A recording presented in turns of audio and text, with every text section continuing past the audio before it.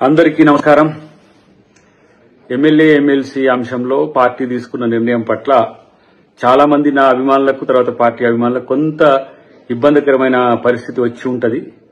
But party కొరకు మనం సహనంతో ఉందాం.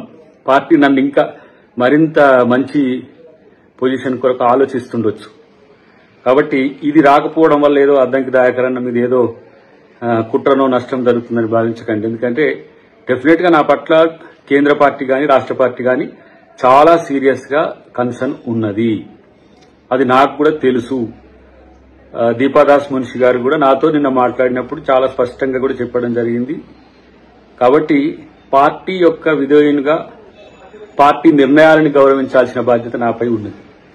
ప్రతిసారి అద్దంకి దాయకరన్నకే నష్టం జరుగుతుందని భావించే మిత్రులు ఎవరైనా సరే మంచి జరగబోతుంది కాబట్టి అందరూ కూడా సంతోషంగా ఉండండి.